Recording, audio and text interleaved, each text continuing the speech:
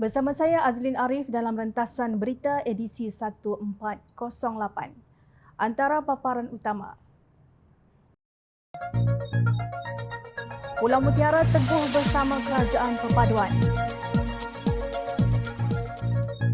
Apabila golongan takut Tuhan jadi perasuah.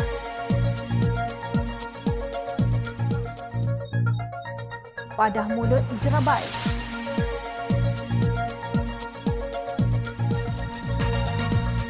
Apa kisah benar di sebalik penerokaan REE di Kedah?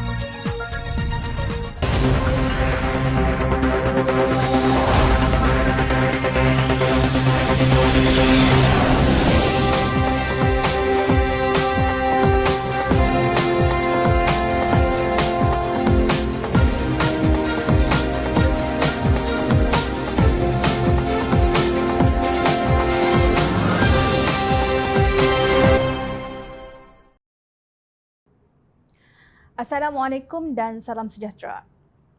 Perdana Menteri Datuk Seri Anwar Ibrahim hari ini meminta rakyat Pulau Pinang terus memberikan peluang kepada pemimpin Pakatan Harapan PH Pulau Pinang untuk memerintah negeri itu. Beliau berkata dengan hubungan baik antara beliau dan Ketua Menteri Chow Kon Yeow, tentunya beliau di peringkat kerajaan pusat akan sentiasa membantu Pulau Pinang dalam menyelesaikan apa sahaja masalah yang timbul. Pulau Pinang kena bagi orang cerdik perintah. Saya ingin terangkan bahawa kita kena faham betul-betul. Dulu ada orang kata kalau Anwar perintah habis orang Melayu dan tutup habis sekolah agama. Dulu masa kempen orang kata bila Anwar jadi Perdana Menteri tudung semua tak boleh pakai. Habis ini apa? Jadi saya minta Pulau Pinang terus kukuh di bawah PH. Saya berhubung rapat dengan Ketua Menteri. Apa yang boleh kerajaan pusat selesaikan, kita bantu selesaikan.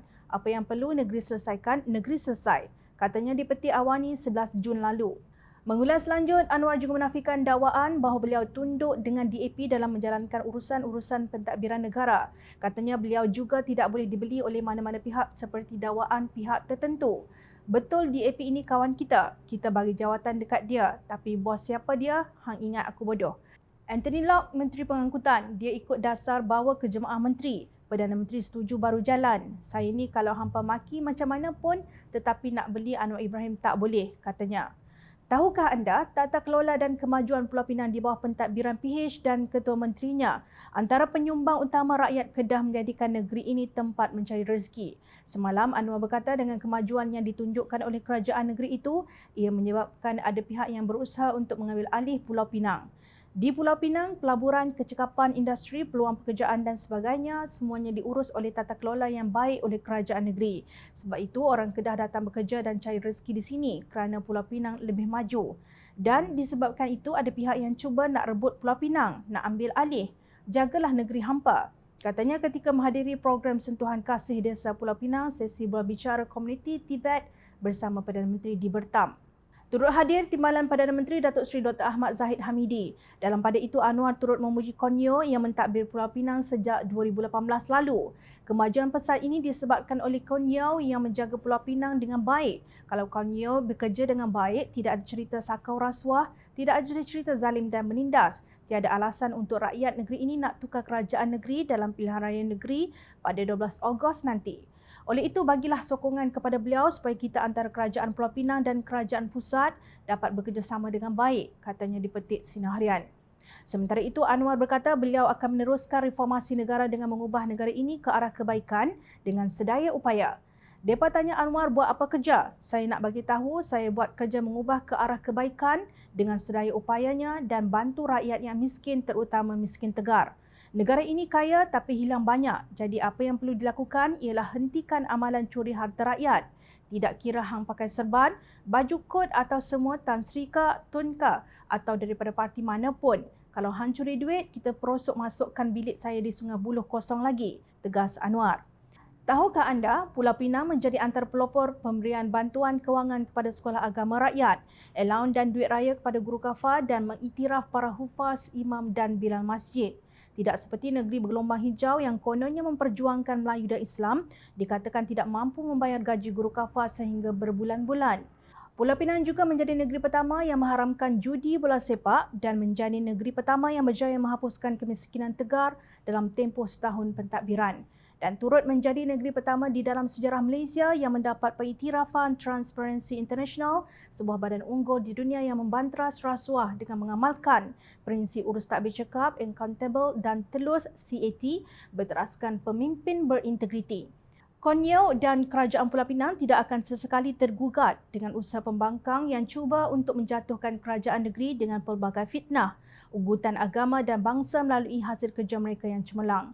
Percayalah, Kerajaan Perpaduan Madani Pulau Pinang akan terus teguh dengan mendapat mandat dan sokongan majoriti yang telus tanpa rasuah undi dan akan terus mentadbir Pulau Mutiara dengan sebaiknya. Kegiatan rasuah ini memberi impak tidak baik kepada negara. Rakyat sangat berharap agar setiap pilihan raya tidak melibatkan wang rasuah atau politik wang yang merupakan kegemaran majoriti ahli politik tempatan untuk memenangi pilihan raya dan berkuasa sehingga ada yang menamakannya sebagai sedekah. Tetapi pada hakikatnya pelaburan yang dilakukan melalui pemberian wang untuk meraih undi pada kebiasaan akan ditebus balik apabila memegang tampuk kekuasaan. Tambahan lagi, apabila dilantik sebagai menteri, terdapat lubuk-lubuk emas untuk memberi ruang terlibat di dalam kegiatan rasuah untuk kemewahan hidup mereka. Demi mencapai matlamat keduniaan, seperti itu ramai antara ahli politik yang sanggup menawarkan rasuah secara terbuka, termasuk memaksa rakyat bersumpah untuk mengundi lalu diberikan duit kopi dan menyediakan bajet tertentu dengan menggunakan dana kerajaan negeri demi meraih undi dan mengekalkan kuasa. Hari ini, Pemuda Pakatan Harapan PH dan Barisan Nasional BN Kelantan membuat laporan kepada Suruhanjaya Pencegahan Rasuah Malaysia SPRM supaya satu siasatan dijalankan terhadap sejumlah bajet dalam Belanjawan Kelantan 2023 yang didakwa meragukan. Ketua Pemuda PH Kelantan Hazmi Hassan berkata, laporan itu dibuat berikutan pendedahan seorang pengguna Facebook Muhammad Zakri bahawa peruntukan sebanyak 30 juta ringgit untuk projek khas 2023 telah dimasukkan ke dalam belanjawan negeri. Kita merujuk satu status di laman Facebook atas nama Muhammad Zakri berkaitan dana berkenaan. Jadi ada kebimbangan sekiranya bajet itu disalahguna untuk tujuan pilihan raya negeri PRN tidak lama lagi. Peruntukan 30 juta ringgit itu dinyatakan sebagai projek khas dan kita tertanya-tanya, adakah yang dimaksudkan satu peruntukan projek khas bernilai 30 juta ringgit itu untuk kegunaan PRN? Sebelum ini, kerajaan negeri mengeluarkan kenyataan ingin menyediakan bas percuma dengan kita raikan kalau ia digunakan untuk rakyat. Namun, kita masih tidak tahu secara terperinci berkait perbelanjaan 30 juta ringgit itu. Katanya selepas membuat laporan di pejabat SPRM. Hazmi yang lebih dikenali sebagai Jeming berkata siasatan SPRM penting untuk mengelakkan peristiwa membabitkan kerusi Parlimen Kuala Terengganu yang dibatalkan kemenangan akibat rasuah berulang dalam PRN kali ini. DUN Kelantan sudah pun dibubarkan pada bulan lepas untuk memberi laluan pilihan raya negeri, tetapi kerajaan negeri melalui menteri besarnya mengeluarkan kenyataan berhubung perkhidmatan bas percuma kepada pelajar-pelajar institusi pengajian tinggi untuk pulang mengundi. Adakah 30 juta ringgit ini bermaksud 1 juta ringgit untuk satu DUN? Kerana apa yang kita boleh lihat hari ini sebelum masuk tempoh berkempen pun, mereka PAS sudah kibarkan bendera dengan mewahnya. Adakah itu salah satu projek khas yang dimaksudkan?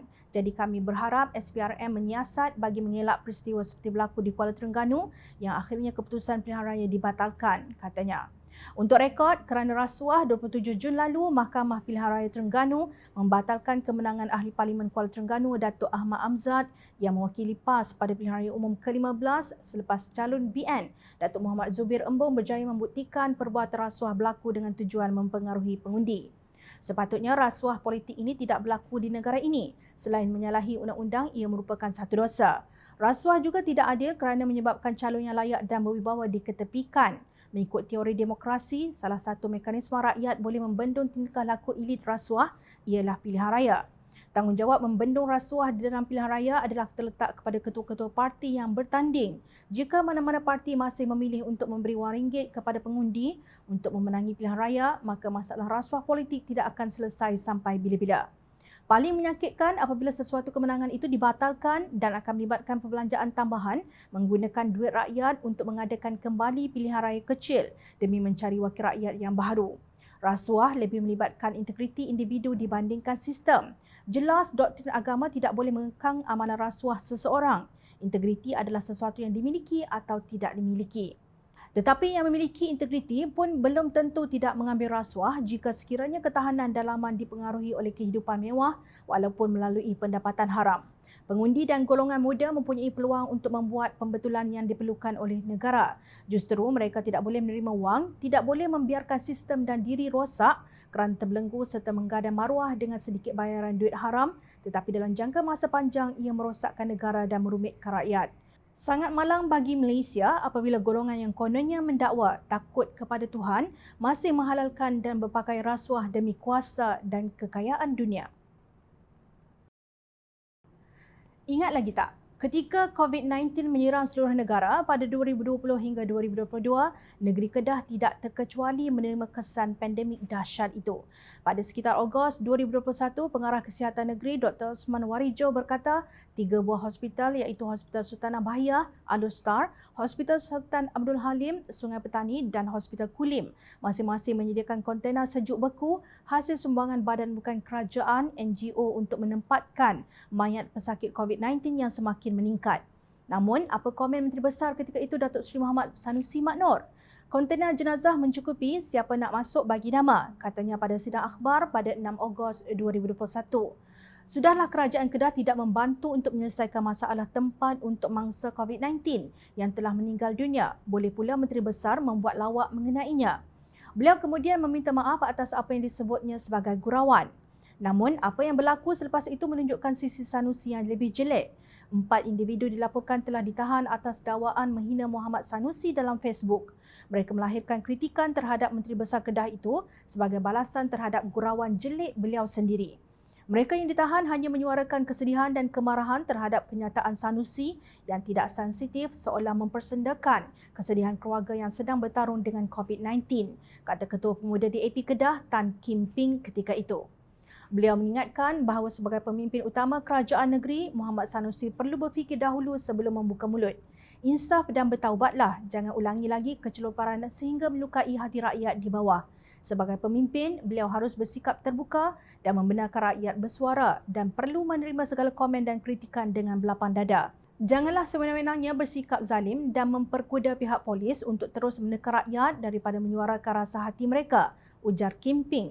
Malah Menteri Komunikasi dan Multimedia ketika itu, Datuk Seri Saifuddin Abdullah turut tidak setuju dengan tindakan pihak Muhammad Sanusi membuat laporan polis ke atas beberapa individu yang mengkritiknya.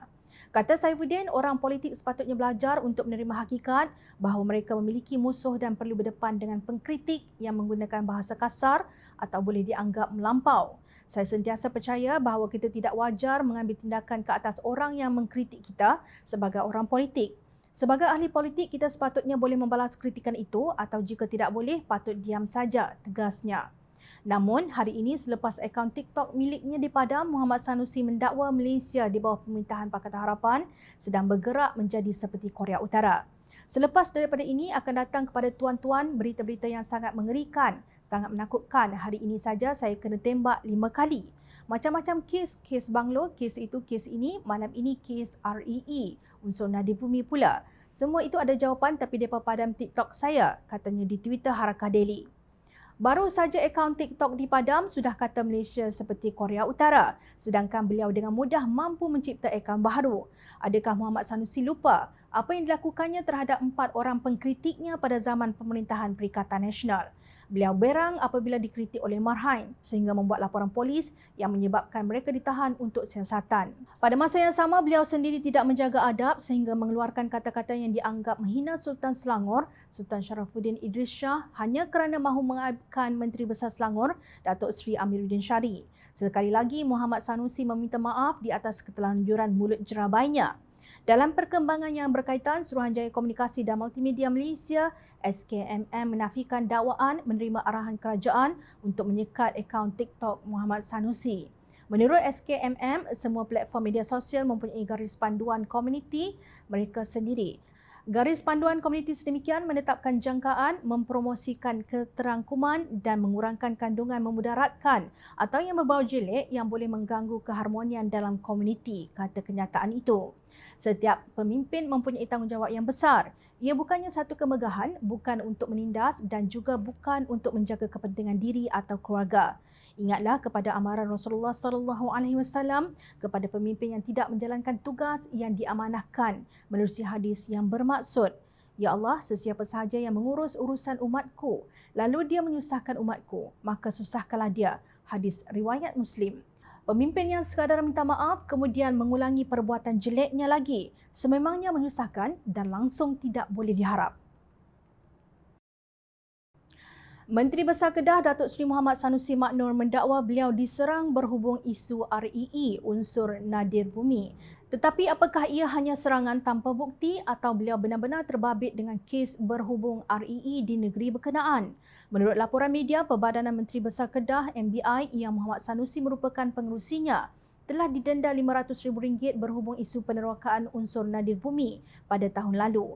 Kompaun itu dikenakan di bawah Seksyen 426-1 Kanun Tanah Negara pada 24 September 2022.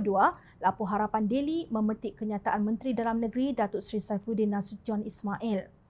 Kini tular pula satu dokumen mengejutkan iaitu salinan surat bertarikh 3 Ogos 2020 menunjukkan Muhammad Sanusi memohon PAS lawatan pekerja asing dari China untuk bekerja di kawasan hutan simpan Bukit Enggang SIG. Tajuk surat itu berbunyi begini: sokongan bagi mendapatkan PAS lawatan ikhtisas bagi tenaga kerja teknikal, pengurusan dan profesional dari China untuk kerja-kerja penjelajahan dan penyediaan awal pemasangan infrastruktur galian mineral di negeri Kedah. Surat tersebut ditujukan kepada Menteri Dalam Negeri ketika itu Datuk Seri Hamzah Zainuddin yang juga Setiausaha Agung Perikatan Nasional. Jika surat itu benar, maknanya Muhammad Sanusi telah bekerjasama dengan syarikat dari Republik Rakyat China PRC bagi penerokaan mengeluarkan unsur nadir bumi di sekitar hutan simpan berkenaan sejak 2020 lagi. Malah media juga melaporkan Jabatan Perhutanan Negeri Kedah JPNK pada Oktober 2022 dan Februari lalu telah menyerbu tapak berdekatan Kompartmen 12 Hutan Simpan Bukit Enggang. Lebih 50 lelaki warga asing yang disyaki melakukan kegiatan itu dengan 40 individu tempatan didakwa di Mahkamah Session Baling kerana kesalahan menceroboh hutan pada April lalu, lapor harian Metro pada 7 Julai. Bagaimanapun, Muhammad Sanusi ketika itu menafikan wujudnya aktiviti penerokaan REE di hutan simpan Bukit Enggang. Sebaliknya, beliau dipetik sebagai berkata syarikat Prospect Sdn Bhd yang diberikan lesen penerokaan untuk mengkaji hasil mineral berkenaan sedang menyediakan laporan penilaian alam sekeliling EIA sahaja. Isu penerokaan REE sebenarnya telah dibangkitkan oleh Ahli Jawatankuasa Pimpinan Amanah Nasional Muhammad Faiz Fazil pada 13 April lalu. Beliau menyifatkan tindakan MBI Kedah menandatangani Memorandum Persefahaman MOU dengan syarikat China Xiamen Tungsten Company Limited dan Jangka Bakat Mineral Sdn Bhd sebagai langkah terburu-buru memandangkan laporan penilaian impak alam sekitar EIA belum dihantar untuk projek penerokaan REE di Kedah. Muhammad Faiz mencabar Menteri Besar Kedah agar menjelaskan secara terbuka mengapa Jangka Bakat Mineral Sdn Bhd yang baru berusia 7 bulan dipilih untuk projek berkenaan. Persoalan yang timbul, apakah peranan utama yang akan dimainkan syarikat Xiamen Tungsten ini dan mungkinkah ia akan menjadi abang besar yang berpotensi mengawal sektor nadir bumi Kedah yang dianggarkan bernilai RM62 bilion? Soalnya dalam satu kenyataan di Facebook. Pada 11 Januari lalu, MBI Kedah memeterai Memorandum Persefahaman MOU bersama Jangka Bakat Mineral Sdn Bhd dan Xiamen Tungsten Company Limited dalam usaha penerokaan maklumat dan kepakaran bagi industri pelombongan unsur nadir bumi di negeri tersebut. MBI Kedah diwakili Ketua Pegawai Eksekutifnya Muhammad Sobri Osman, manakala Jangka Bakat Minerals diwakili pengarah urusannya Datuk Liana Khalid dan Xiamen Tungsten diwakili pengurus besarnya Liu Wenli. Majlis menandatangani MOU itu disaksikan Muhammad Sanusi, lapor bernama. Mengulas lanjut, Muhammad Faiz berkata pemilihan Jangka Bakat Mineral Sdn Bhd amat meragukan kerana Liana Khalid turut disenaraikan sebagai pemilik syarikat Jangka Bakat Sdn Bhd yang pernah dinamakan dalam laporan Ketua Audit Negara LKAN 2013.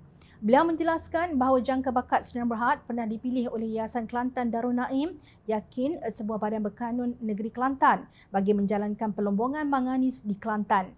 Namun LKAN 2013 mendedahkan beberapa masalah berkaitan Jangka Bakat Sdn Bhd termasuk tindakan syarikat itu yang telah menjalankan operasi pelombongan walaupun belum menandatangani perjanjian yang telah disiapkan oleh pihak Yakin. Laporan itu juga menyatakan Jangka Bakat Sdn Bhd tidak mematuhi syarat pajakan melombong dan syarikat itu juga gagal memulakan operasi pelombongan di salah satu lot yang telah diluluskan, tegas Muhammad Faiz. Muhammad Faiz turut mempertikai mengapa lesen untuk projek eksplorasi REE di hutan simpan Bukit Enggang diberikan kepada prospek Suria Sdn Bhd, iaitu sebuah syarikat yang 80% dikawal oleh seorang warga asing bernama Soloy Fat. Beliau berpendapat penerokaan hasil bumi hutan simpan bukanlah idea bernas untuk memajukan negeri Kedah, apatah lagi mencapai status The Greater Kedah. Apa gunanya pembangunan jika manfaatnya kepada orang luar? Adakah tiada anak jati Kedah yang berkelayakan dan berkemampuan? Bidasnya. Hari ini, Pengerusi Amanah Negeri Kedah, Datuk Dr. Ismail Saleh mendakwa kegiatan mencuri unsur nadi bumi masih berterusan.